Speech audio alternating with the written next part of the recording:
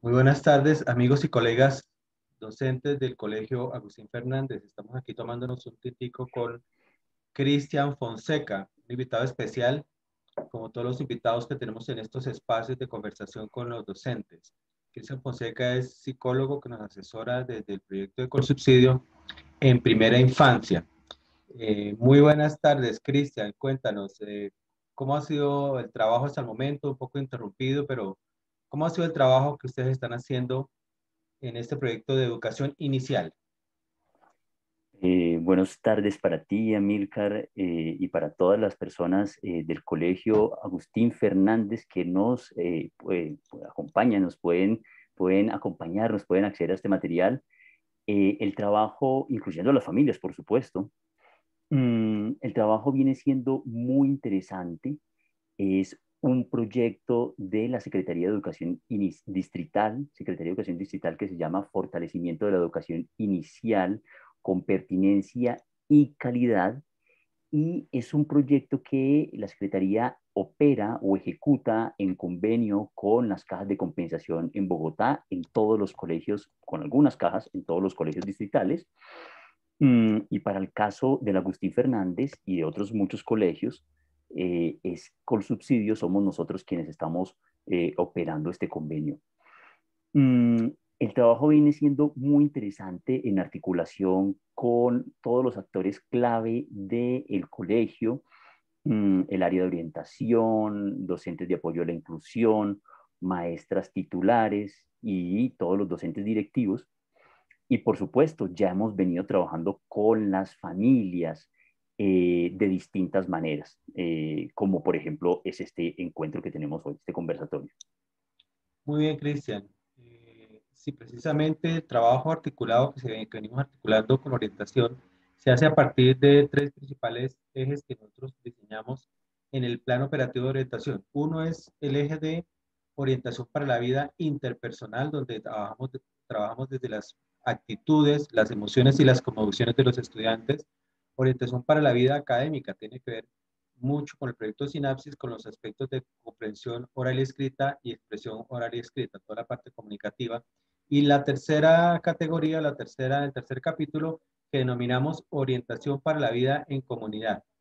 Y este tema de orientación para la vida en comunidad tiene que ver con aspectos de todo lo solidario, todo lo que tiene que ver con la educación cooperativa y colaborativa. Bien, con base en el trabajo propuesto por Cristian, el documento base que nos envían, empezamos a hablar justamente de algunos aspectos que es importante que nuestros padres de familia conozcan y le damos un saludo en este momento a los padres de familia que esperamos puedan revisar este documento en video. Empezamos con el tema de qué se considera educación inicial desde el punto de vista de la ley. Cristian, comenta. Pues, Amílcar, muy importante el reconocer o el preguntarnos qué significa la educación inicial desde el punto de vista de la legislación colombiana o de las leyes en Colombia, porque pues es lo que nos da el piso, digamos, institucional sobre la educación inicial.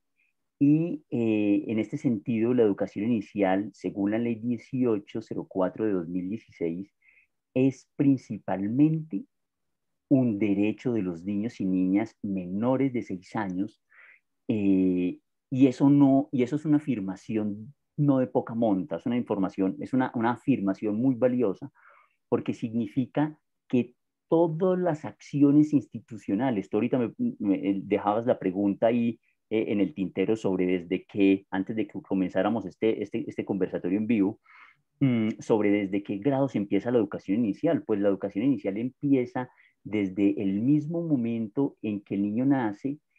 Todas las experiencias institucionales que tienen los niños y niñas después de nacer y hasta los 6 años son consideradas educación inicial.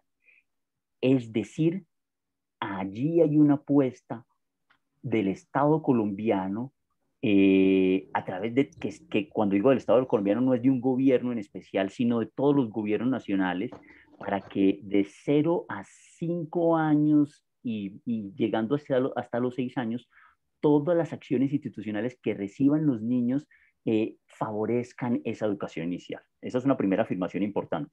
Bien, hagamos una pausa ahí, Cristian, justamente porque ya has hecho, como tú mismo lo decías, una afirmación muy importante. La educación inicial es un derecho de los niños que se empieza a generar a partir del mismo nacimiento de estos menores. Recordemos también que hay países que no tienen oficialmente determinado ese concepto de educación inicial.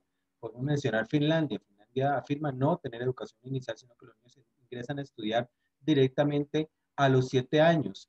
Pero de hecho existe una educación inicial que es obviamente todo lo que sucede desde que el niño nace hasta que ingresa oficialmente a la escuela. Entonces, el hecho de tener el concepto legal de educación inicial, pues nos plantea unas diferencias con estos países. Entonces, tú estás hablando propiamente justamente de la educación inicial como un derecho.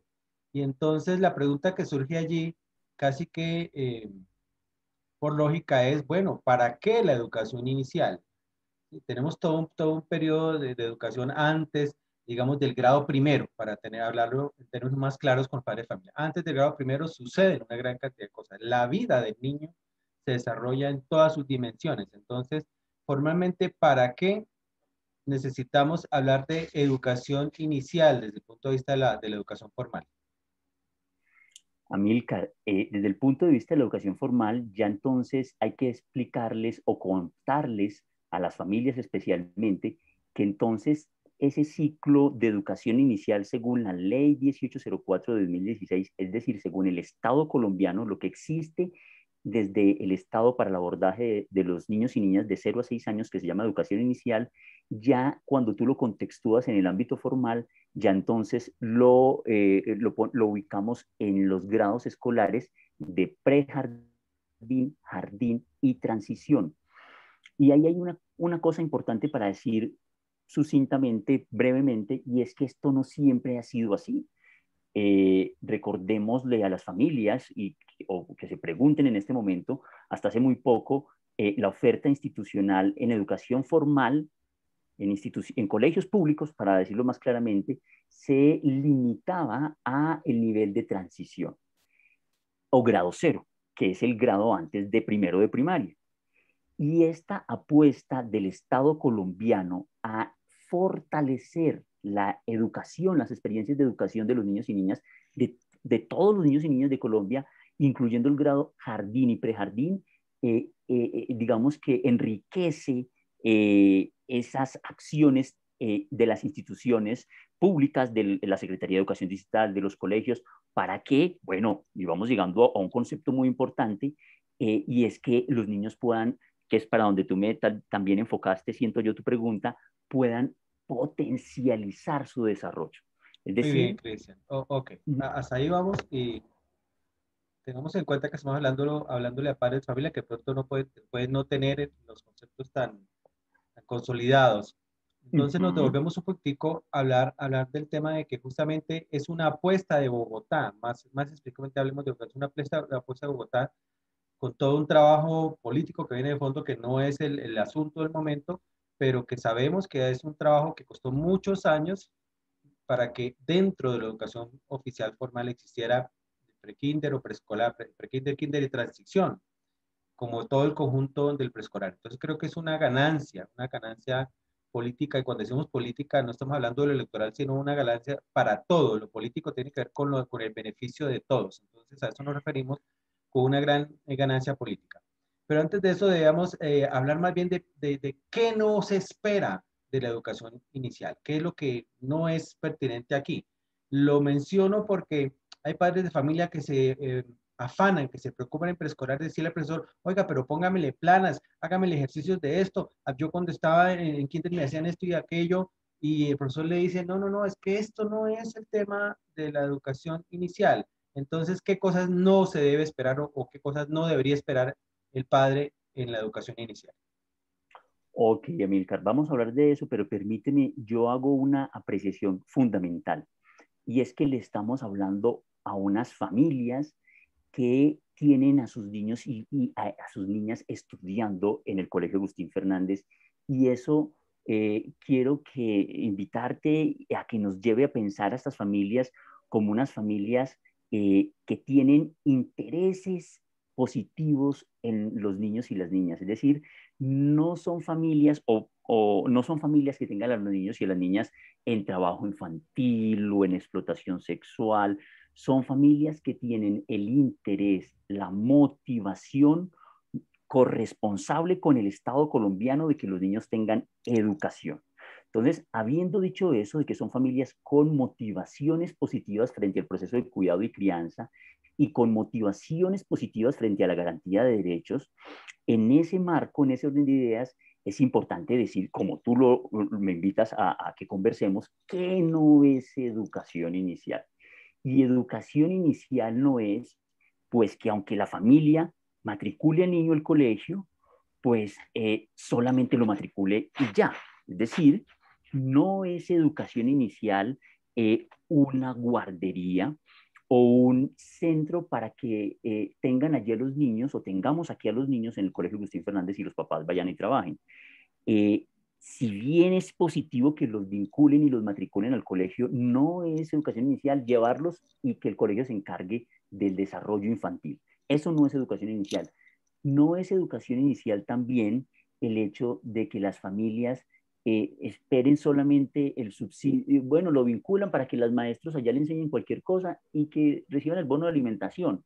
Está interesante y es muy positivo que las familias quieran garantizar derechos completos, alimentación, recibir el bono y estar interesados en ello, es positivo, pero limitarse a sentir que el niño está matriculado y esperar, bueno, y el bono y ya, y que eso sea lo único valioso, la educación inicial, eso tampoco es educación inicial. Es decir, no solamente es la posibilidad de acceder a subsidios económicos como es el bono de alimentación o apoyos en la crianza. Y finalmente, no es educación inicial el esperar solamente que el niño aprenda a leer y a escribir, que aprenda conocimientos solamente de este tipo, de tipo cognitivo. Entonces dijo la M con la A, ma, y entonces repetir solamente para aprender a hablar. No es solamente aprender a leer y a escribir para que primero pase lo que se supone muchas familias piensan que es lo importante y es que el niño tenga una maleta así de grande con 10 cuadernos y valoren que ese momento de primero de primaria, ahí sí empezó lo importante. No, educación inicial es favorecer, estimular, acompañar el desarrollo de los niños y de las niñas que nacen con un montón de capacidades y que las familias nuestras de alguna forma lo vienen haciendo, solamente que algunas tienen una expectativa, digamos, solamente limitada, por decirlo de alguna forma, a que el niño aprenda a leer las palabras de nuestro lenguaje español, a reconocer números y escribirlos. Cuando la gama de capacidades que tienen los niños son mucho más, digamos, complejas. Solamente, Milcar, para que tengamos en cuenta una referencia, la capacidad del niño y de la niña de ser independiente. Muy O bien, la Cristian. capacidad del... Sí, sigue tú. Ok, te interrumpo ahí porque has tocado también otro aspecto importante que leemos detrás del discurso, de lo que estás presentando, y es que hay que desmontar los imaginarios en las familias. Y uno de ellos es que es la educación para después, ¿sí? O sea, que después viene lo importante. Tú ya lo dijiste y lo retomo literalmente. Se tiene la idea de que eso del preescolar no es tan importante, o sea, que si el niño llega directamente a primero, pues no importa, o sea, no se perdió de gran cosa porque lo importante empieza en primero. No, o sea, definitivamente no es ese concepto, no es de que preescolar para después pasar a primero y primero para después pasar a segundo y primaria para después pasar a... No, no es el para, es la educación en sí mismo en ese momento y una de las cosas que yo anotaría es el tema del disfrute del aprendizaje. Tú ya has mencionado algunas áreas que nosotros reconsideramos en orientación de lo siguiente. La orientación preescolar debe ser, la educación preescolar tiene que contemplar la educación para la vida interpersonal. De eso seguramente vamos a hablar más adelante contigo. La educación preescolar tiene que ver con esa educación para, sí, para lo académico, obviamente para lo académico, ¿sí? Pero es por lo académico en sí mismo, por el placer de lo académico, y la orientación para la vida en comunidad, la socialización. Y un factor que, con el que te vuelva la palabra es el tema de la sorpresa. Para este niño todo es prácticamente nuevo, todo es novedoso, todo es una, ay, qué gozo los números, qué juego son las palabras. Entonces creo que la educación preescolar, desde el punto de vista que tú le estás presentando, pues nos permite reconsiderar lo que se ha venido entendiendo en educación en general y específicamente la posibilidad, el enorme privilegio que implica que los niños estén en un espacio específicamente diseñados para ellos, como es la educación inicial. Entonces, ahora la pregunta viene del otro lado. Bueno, entonces ya sabemos que no es una guardería, no es para tener al niño mientras el padre trabaja simplemente, no es para pasar el rato, no es que pongámosle al niño a hacer cualquier cosa. Entonces, ¿para qué nos sirve la educación inicial? Pues Amílcar, la educación inicial nos sirve, como lo decía, ya empezaba a notarlo, para potencializar. ¿Qué quiere decir esa palabra potencializar? Es llevar a su máxima expresión una capacidad. Pongamos un ejemplo. El niño nace y cuando nace, recién nacido, con lo primero que hace es con sus ojos explorar el mundo. Y, si en, y eso ya implica pues una capacidad y que tú y voy a conectar con lo que tú decías, con ese gusto por aprender. Entonces, la educación inicial busca es que el repertorio de capacidades que tiene un ser humano al nacer a nivel motriz, a nivel cognitivo, a nivel afectivo, porque es que el niño responde a estímulos. Si encuentra en su nacimiento, al nacer, incluso desde la gestación, reconoce la voz del papá, da pataditas, y eso ya son capacidades del ser humano con las que el ser humano nace. Entonces, en conclusión, la educación inicial pretende que las capacidades múltiples que tiene, que están integradas, que tienen que ver con la motricidad, con la parte cognitiva, con la parte afectiva, digamos que esas son digamos, tres dimensiones, por decirlo de alguna manera, que en conjunto permiten múltiples desarrollos, pues se puedan estimular. Porque, y pongamos un ejemplo breve para decirlo muy, muy, muy claramente, pues porque si a un niño nace y la estimulación de su exploración del entorno, la capacidad de mostrarle, de presentarle el mundo, no es pobre en la familia, se dedican a un ejercicio familiar tradicional, proveedor, de matricularlo solamente en el colegio, válido pero no suficiente, de trabajar con mucho esfuerzo para que el niño tenga vestido, alimentación, válido pero no suficiente. Si no tiene un entorno rico en acompañamiento y en estimulación para que esas capacidades se consoliden, se materialicen en aprendizajes, pues es un cerebro que va a estar con pocos aprendizajes y el desarrollo, por lo tanto, va a ser menor de un niño que en su entorno familiar y en el entorno número dos más importante, que es el educativo, pues va a tener experiencias interpersonales, como tú lo referías ahorita, y cierro con la palabra que tú dijiste ahorita, que le permitan desarrollar el gusto por aprender. Porque el gusto por aprender, no sé, eso no viene en los genes, eso no, en los genes viene el color de ojos, si yo voy a ser crespo, si voy a ser narizón, eso sí, pero las ganas por aprender, por descubrir, por conocer, y no solamente en lo cognitivo, sino en lo afectivo, por conocer mi seguridad, mi autoconfianza, por desarrollar esas capacidades también socioafectivas que son muy importantes, eh, se aprende, no vienen en los genes, no vienen en la sangre, no es si el papá fue muy pilo, si el papá fue muy estudioso, no, tiene que ver con las experiencias que posibilite la familia. Muy bien, retomo parte de lo que estabas comentando desde el concepto de la estimulación temprana. En psicología, tradicionalmente hemos venido hablando de tres grandes dimensiones de desarrollo, como tú lo has venido mencionando. El área emocional. La educación inicial, obviamente, es un espacio ideal para el desarrollo emocional. Con eso hablamos de un mundo de cosas, no solamente los afectos, sino también las actitudes, las cosmovisiones. Desde el punto de vista de lo cognitivo, no hablamos solamente del conocimiento académico, no se trata solamente, o sea, el conocimiento no es simplemente las matemáticas, las ciencias sociales, las ciencias naturales. El conocimiento es toda la vida, el mundo entero, cómo aproximarse al mundo entero y el componente de lo psicomotriz, que es muy fuerte en esta etapa el desarrollo en la educación inicial.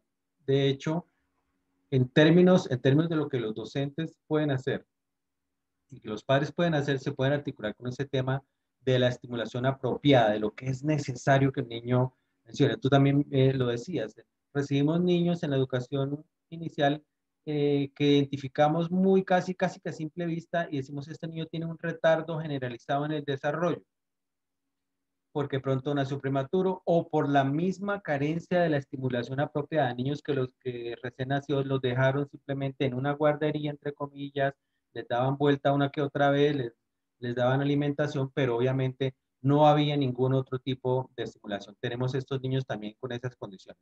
Entonces, ¿cuál sería el papel que pueden jugar las familias? Hablamos específicamente de las familias, no tanto los docentes, porque todos los docentes aquí pues tienen una amplia formación y un conocimiento bastante vasto y extenso acerca de lo que pueden desarrollar con sus estudiantes. Pero el padre de familia, ¿qué papel juega en ese papel de la estimulación temprana o la estimulación apropiada más bien en relación con esas terceras que mencionamos, la estimulación emocional, la estimulación de lo cognitivo y la estimulación en lo psicomotriz? ¿Qué pueden ellos hacer sin ser especialistas en ninguno de estos campos? Muy bien, Amílcar. Esa pregunta está buenísima y la respuesta que seguramente las familias algunas la tienen, y es hacer presencia con calidad.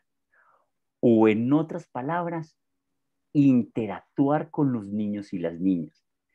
Y a mí me gusta mucho, siempre acudo, o siempre no, con alguna frecuencia acudo a la canción de Franco De Vita, y ya lo hacía hace un rato cuando decía, no basta.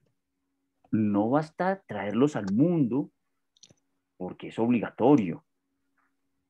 No basta con llevarlos a la escuela que aprendan. Entonces, fundamentalmente, las familias pueden reflexionar con el corazón sobre cómo están haciendo presencia en la vida de los niños, en la vida, como tú dices, en la vida psicomotriz.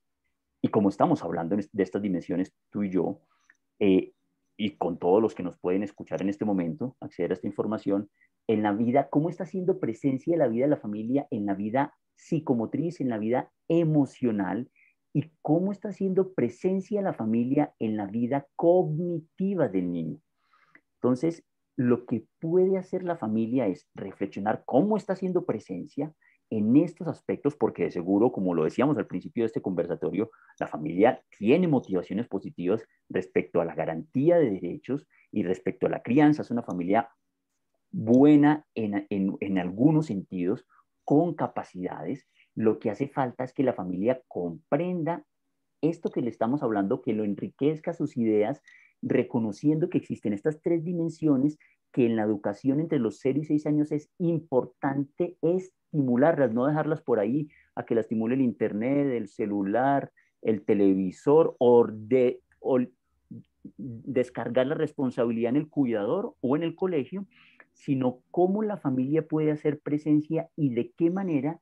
Y cierro con esto para darte de nuevo la palabra, Amílcar querido, y es cómo puede hacer presencia, cómo viene haciendo presencia y cómo lo puede seguir haciendo a través de una palabra clave que se llama interacción.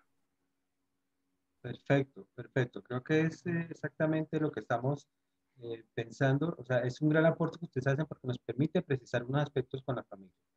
Entonces, cuando hablamos de interactuar, resulta que encontramos en orientación casos que dicen, no, pero yo paso todo el día cuidando al niño. Y cuando realmente indagamos sobre eso, resulta que cuidar al niño es lavar platos, cocinar, lavar, trapear, barrer, tender las camas, o sea, todo lo doméstico, pero en ese día a día es muy poco el tiempo de interacción trascendente, o sea, lo que realmente importa. Habló con el niño y las mamás dicen, pero el niño hay que hablar con el niño, si el niño no habla, no, sí, hay que hablar con el niño, eso lo saben las mamás, eso no es nada nuevo que le digamos, eso es una forma de interactuar. El lenguaje fundamentalmente es la herramienta fundamental para el desarrollo del cerebro del ser humano, en lo emocional, en lo cognitivo, en lo psicomotriz. Eso es un trabajo que no es lo doméstico, que es la crianza en sí misma, que no es lo mismo que darle comida al niño, que no es lo mismo que lavarle la ropa y atender sus cosas, es un aspecto diferente de la interacción.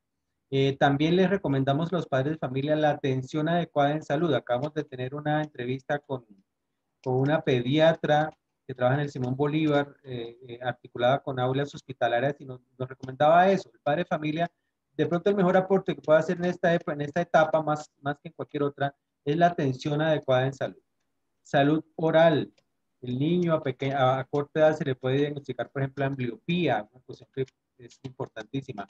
Salud visual, salud oral, la dentadura, pero si el niño no tiene dentaduras permanentes, sino dentadura, sí, la dentadura de leche hay que cuidarla, la salud oral, la salud visual, el niño ve bien, no ve bien, la salud auditiva, el niño escucha adecuadamente o no escucha adecuadamente, se hace una intervención oportuna a través de, o sea, en ese momento se le va a evitar bastantes problemas en la etapa adulta. Y la salud nutricional. Pues de eso no vamos a profundizar aquí porque para eso vamos a invitar a una especialista en este campo, como ya lo decía. Pero entonces, Cristian, ya en virtud del tiempo, hagamos una pequeña recapitulación. Sabemos que no, la educación inicial no es una guardería, no es para dejar al niño ahí para que aprenda algo para después, no, sino para que, digamos, desde lo emocional, aprenda el disfrute del conocimiento, el placer del conocimiento. Y tú mencionabas en tu artículo la dimensión lúdica, el juego como una dimensión, como un evento transicional, como un espacio transicional de aprendizaje para la vida. Entonces, coméntanos ese tema de lo lúdico, el juego. ¿Por qué es tan importante el juego en la vida del niño en la educación inicial?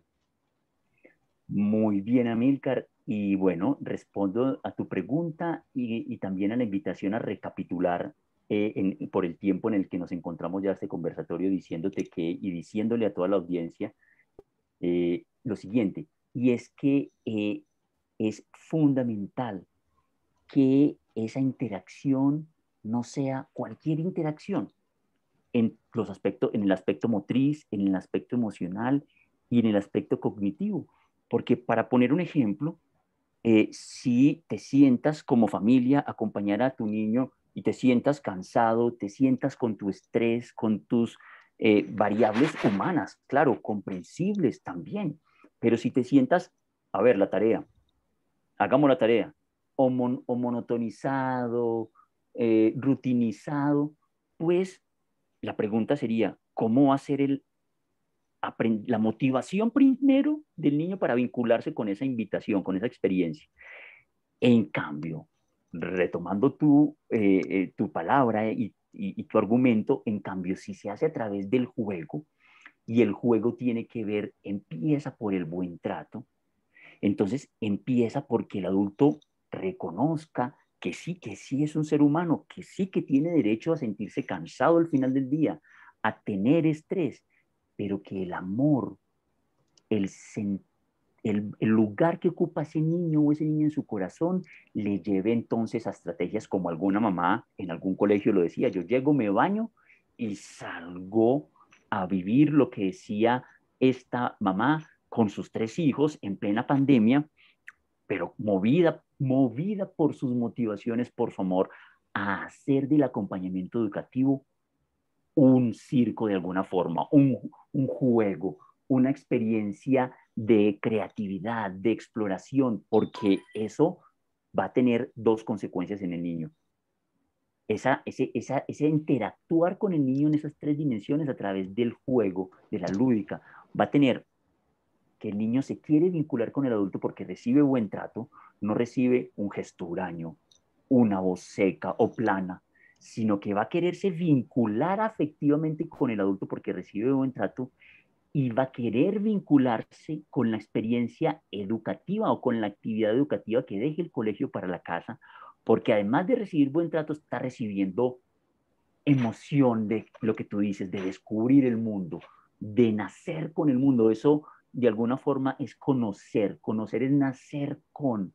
Entonces es nacer con el mundo, con los colores, con las formas, con todas las experiencias de aprendizaje y por eso esos son los dos efectos del juego, de acompañar, de interactuar con el niño en esas tres dimensiones, en la psicomotriz, en la emocional y en la cognitiva, a través del juego tiene dos efectos. Reitero, uno, deseo de vincularse con el adulto porque me trata bien y deseo de aprender a brincar en un pie, de aprender a hacer círculos con botes, que esos son aprendizajes, no solamente porque me trata bien, sino porque me ofrece un mundo fantástico, mágico, emocionante de ser conocido, de ser explorado.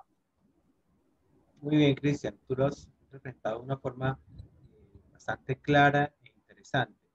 Yo retomo esa ilustración que tú presentas sobre el tema del aprendizaje. El aprendizaje, que es obviamente nuestro principal interés, el aprendizaje académico, que es nuestro principal interés en la escuela, que no es el único, pues definitivamente está todo mediado por un adulto. Entonces, algo que el padre de familia debe recordar, que ya lo sabe, pero debe recordar.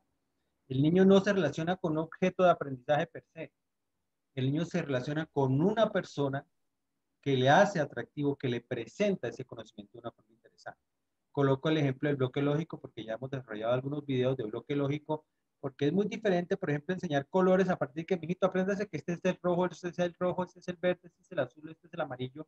Y otra cosa es juguemos con las fichas de colores, y los colores son estos, y este es el amarillo, este es el azul, este es el rojo, y no sé, y hagamos figuras con el bloque lógico. O sea, todo ese es el componente lúdico, pero tampoco como una simple excusa para el conocimiento, sino el placer del conocimiento en sí mismo.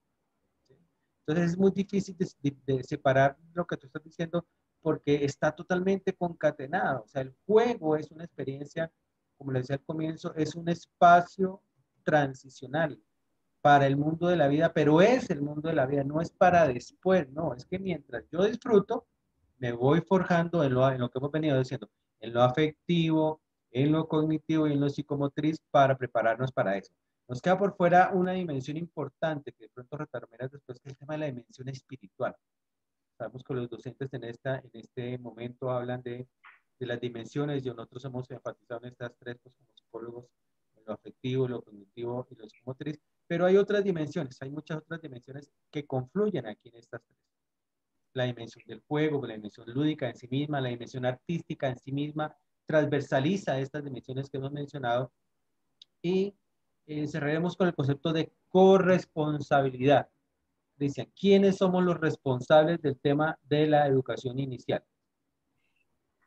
Amílcar, los responsables del tema o de la situación, de la experiencia de la educación inicial, no somos solo los colegios, no solo las instituciones educativas públicas o privadas, somos tanto la familia principalmente y en segunda instancia la sociedad y el Estado. Ahí hay una referencia a que si bien el Estado debe generar condiciones para garantizar derechos, es decir, no existen en Colombia colegios solamente privados y que nos toque que desgañotarnos para o sufrir o esforzarnos demasiado para acceder a educación para nuestros hijos. Existen colegios públicos. El Estado hace, y no solamente el Estado pone su parte de responsabilidad construyendo colegios públicos, sino cualificando, enriqueciendo cada vez de mejor manera esa experiencia de los niños en educación inicial. Más sin embargo, el Estado no es el único responsable. También son responsables las familias y son los primeros actores en el proceso educativo. ¿Por qué razón?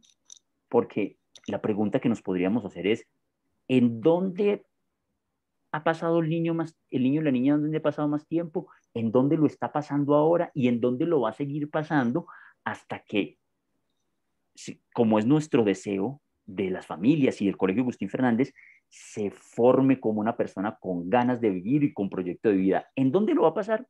No es en el Colegio Agustín Fernández, es en la familia. Entonces, es la familia también corresponsable y es el actor protagónico. Solamente que en el imaginario que tenemos usualmente es que la familia se encarga es de proveer mucha parte de nuestras familias o de las familias colombianas más bien, no de las del colegio y no, en Colombia en general, tienen como expectativa, no, yo trabajo muy duro y que el colegio se encargue. No, resulta de que esa experiencia de la educación inicial, ese fortalecer la autoestima, yo valgo, yo soy el niño sutanito de tal y desarrollo mi autoconfianza porque interactúa mi familia conmigo y me permite tener una valoración positiva de mí mismo y unas ganas de vivir y de hacer actividades. Esa construcción de la autoestima, para poner un ejemplo, la hace el niño no solamente en el colegio, no lo llevo a la educación inicial, llevémoslo al colegio Agustín Fernández para que lo formen en autoestima mientras yo trabajo. No, es el colegio brinda unas acciones y unas experiencias intencionadas y estructuradas, más la familia es, ha sido, es y será el entorno principal, fundamental, más importante para la construcción, volviendo al ejemplo de la autoestima, que aunque parece una palabra muy trillada, es, es el entorno fundamental para que el niño tenga ganas de vivir, que es la autoestima, en otras palabras. Sí, perfecto, Cristian. Creo que ya en esta parte de conclusiones, sí queremos retomar varias de las cosas que has mencionado desde el comienzo. En el concepto que tú mencionas, la salud mental. Tristemente encontramos que a esta edad inicial, a esta edad temprana, se generan algunos disturbios de personalidad, trastornos de personalidad que tienen que ver con eso. Niño que llora todo el tiempo, posiblemente ha sido un niño descuidado, un niño que de pronto nadie le coloca atención, o el niño que no llora, o el niño que no habla nada, o sea, los extremos, ¿no? Eso lo sabemos un poco también por la experiencia. Niños, pero queremos decirlo en términos positivos más bien. Y es definitivamente el niño que en esta edad tan importante de la vida de todo ser humano recibe la estimulación apropiada afectivamente, sabe que es amado, sabe que es importante. El niño que entiende la importancia del conocimiento no por el hecho de que de sumar, restar y multiplicar, no, entiende lo que significa para la vida de cualquier humano el conocimiento y lo aprende a esta edad temprana. El niño que desarrolla su psicomotricidad, sus movimientos finos, sus movimientos gruesos, a esta edad, con seguridad, tiene todas las posibilidades de desarrollarse como la mejor versión que ese niño pueda hacer en el futuro. Entonces creo que eso es súper importante que lo mencionemos y lo dejemos claro de esta manera. En ese conversatorio pues tampoco vamos a poder abordar todos los temas. Por eso tenemos la ventaja de tener acompañamiento con subsidio a través de estos profesionales que están brindándonos este apoyo. Entonces, Cristian, ¿qué nos espera del acompañamiento de ustedes durante este año? Bueno, Milcar, en la articulación que venimos haciendo con Agustín Fernández, nos espera poder favorecer las herramientas de las familias para abordar dificultades en el lenguaje. Estamos teniendo en el Agustín Fernández un número importante de niños y niñas en grado de transición con dificultades en su lenguaje verbal. Entonces, en la articulación con el Colegio Agustín Fernández que venimos haciendo como caja de compensación por subsidio, en implementación de este proyecto de fortalecimiento de la educación inicial, nos espera familias para que se preparen, fortalecer herramientas para saber cómo, bueno, cómo no esperar, no es que yo aprendí tarde a hablar y no pasó nada, no es que aquí, no, sino como desde ya el desarrollo del lenguaje verbal de nuestros niños y niñas en el Agustín Fernández, cómo lo vamos a estimular a través de la interacción de calidad, a través de la presencia de la familia con calidad, nos espera ese trabajo fundamental. Nos espera, y ya lo venimos haciendo, fortaleciendo a las familias de los niños y niñas con alteraciones en el desarrollo, concretamente autismo. Tenemos unos amigos y amigas estudiantes de transición con autismo muy bellos y muy poderosos, a cuyas familias ya le venimos haciendo un acompañamiento. Venimos también contigo y con los compañeros orientadores trabajando todo el fortalecimiento de la familia con relación al tema de la corresponsabilidad, que hoy le volvimos a dar un brochazo, una pincelada, y queremos que las familias cada vez más comprendan esa noción de que, bueno, todos ponemos y todos somos importantes y cómo hacer para jugar un papel responsable cada vez de mejor manera en la vida de los niños y las niñas. Entonces nos espera todo esto y muchas otras cosas más para que las familias estén pendientes de estas experiencias que les estaremos pues invitando en su momento. Bueno, muchísimas gracias, Cristian. Agradecemos nuevamente tu participación y la participación de Colsubsidio en ese proceso de acompañamiento en la educación inicial. Siempre otros actores son necesarios para darle una perspectiva un poco diferente del trabajo que se ha venido haciendo en el tema de la educación inicial, que ha cobrado fuerza, afortunadamente, en los últimos años. Y obviamente, dentro de ese concepto de corresponsabilidad estamos los orientadores, estamos los psicólogos, estamos los pedagogos, están los trabajadores sociales, están sobre todo el equipo docente, y esto para los padres de familia. El profesional de la educación que usted tiene el privilegio de tener como docente es de lo mejor que tenemos en el país. Entonces, con confianza, o sea, confíe que lo que el profesor le está diciendo es lo que el niño necesita hacer. No piense que el profesor le está pidiendo eso simplemente por molestar. Todo lo que el docente está pidiendo tiene que ver con alguna de esas áreas de desarrollo, su desarrollo emocional, su desarrollo cognitivo, su desarrollo psicomotriz, su desarrollo espiritual, su desarrollo artístico, su desarrollo como persona. Entonces, creo que es una buena forma de cerrar, de agradecerle a nuestros docentes todo ese trabajo que estaban haciendo y bueno, desearle, Cristian, que se termine de tomar ese tintico allá con gusto. Ya se nos sufrió un poquito, pero bueno, siempre es un buen momento para tomarnos un tinto y hablar de estos temas tan apasionantes. Nos veremos en un nuevo programa, Cristian, en un nuevo espacio y muchísimas gracias nuevamente por su participación. Amílcar, yo cada vez más encantado de trabajar contigo y con todos los actores del Colegio Agustín Fernández, todos los actores que intervienen en el proceso escolar de nuestros niños y de nuestras niñas, que son las familias y los docentes a todo nivel. Así que muchas gracias a ti y un abrazo, hombre. Lo mismo, Cristian, siempre a la orden.